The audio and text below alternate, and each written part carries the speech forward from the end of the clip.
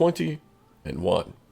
The first you want to see every time you roll. The second may cause you to roll that particular die across the floor with your foot. But what do those numbers mean pertaining to critical success and critical failure? That is the topic of today's video. Now, I will be giving you examples of both, starting with rolling that natural 20, getting a critical success.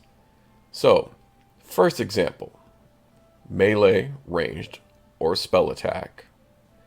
Rolling that natural 20 means you hit. You just hit. Doesn't matter if the target's AC or armor class, it is a success. If it's against a dragon with an armor class of 21, you roll that natural 20, doesn't matter what your ability modifiers are, you hit. What does that mean? After that depends on your DM and their rules. It could mean one of a few different things. It could mean that you take your damage die, roll it, double it, add modifiers. Could be that you take your damage die and just roll 2 of those, then add ability modifiers. Or it could be you do max damage to the target. That, again, depends on your DM's host rules, which I will discuss my own in another video. Second example would be, let's say, a rogue trying to disarm a trap. They've already successfully done an investigation check, and they now know that there is a trap there. Now it's their turn to try to disarm it.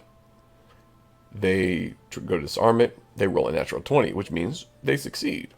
Now, knowing most rogues, they usually have a pretty high addition to their lockpick ability or disarm ability.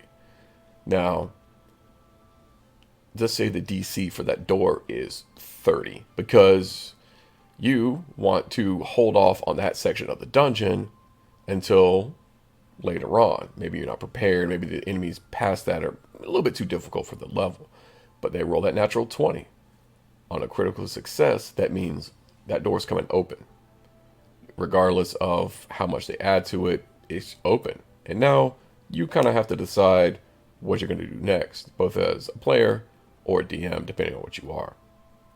The third example would be ability checks, such as, or saving throws, saving throws such as, let's say, Constitution or Dexterity.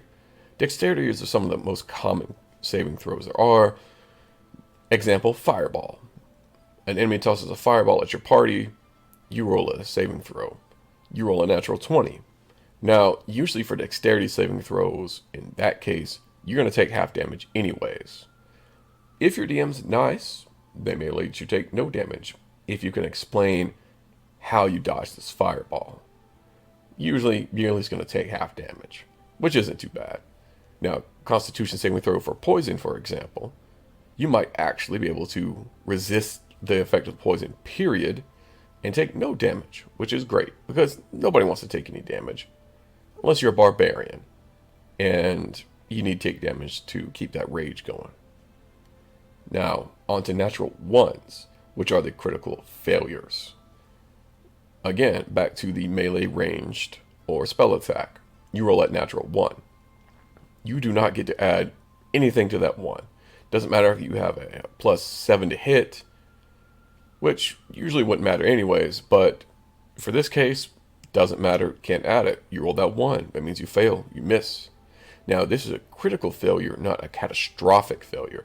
Catastrophic failure would mean you tossed out that firebolt, and instead of hitting the target, you hit your teammate, causing them to take the damage that the enemy would have taken. Or maybe you shoot it off and hit a house that just so happens to contain the set of villagers that you're trying to rescue in the first place, and now the house is on fire.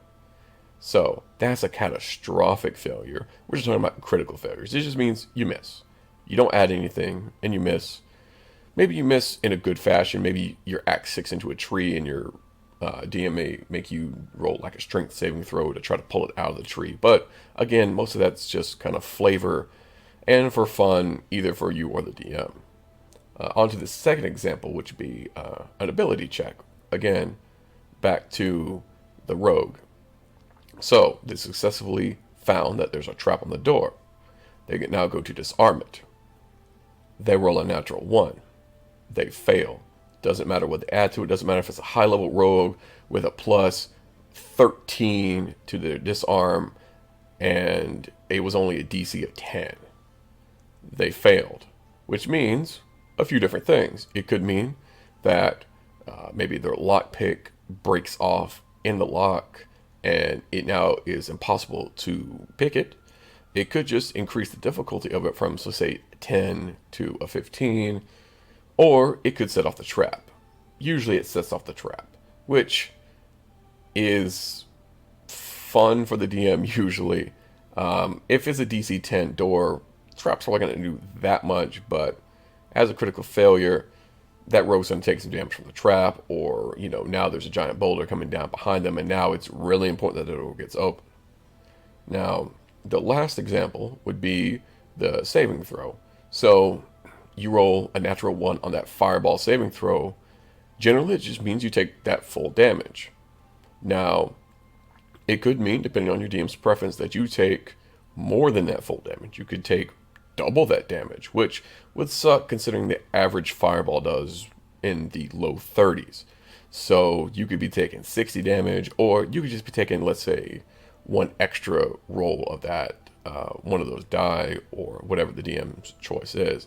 But you're going to take a lot of damage regardless.